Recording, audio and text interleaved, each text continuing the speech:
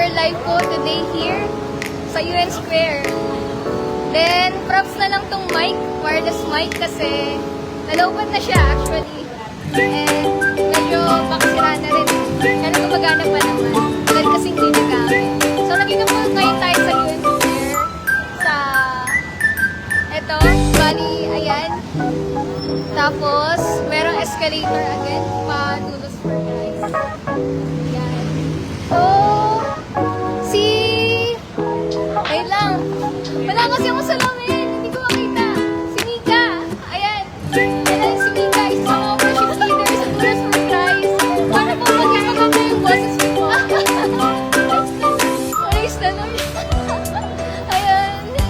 Ayan, meron ako bang may a-advise paano gumanda yung boses ko. Aspiring singer din po. I mean actually singer. Ano po bang anong viewer na advice? Vocalization. O yun, vocalization talaga. So, practice talaga siya. Oo naman. YouTube tutorial. Oo, YouTube tutorial. So, ayan. Nakakatawa na tama pa ako. Okay. Ingat. Okay, ayan. So, medyo galing siya sa taas, tapos na kasi yung ayan. So, pupunta tayo ngayon sa Dulos for Christ, no? Kakatapos lang ng Wild Sands. So, ngayon kasi may men's encounter, kaya 4 p.m. sila kami nag-start sa church. Ayan. So, dahil nga sila na yung mic. So, eto po sila Kuya Guard sa UN Square. So, sa akin tayo sa escalator. So, nagkamali ako last time, nabanggit ko elevator. Ayan. Ayan, na sila. Pauwi na. Paalis na pala. I mean. So, may kita po natin.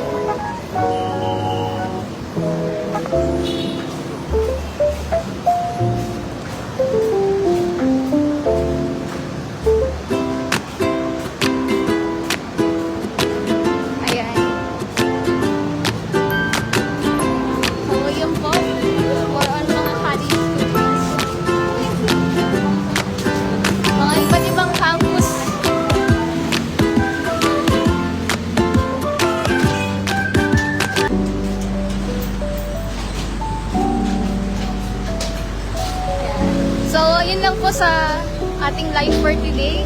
And thanks for watching. Every Friday po yung Wild Sands. So, every 5 p.m.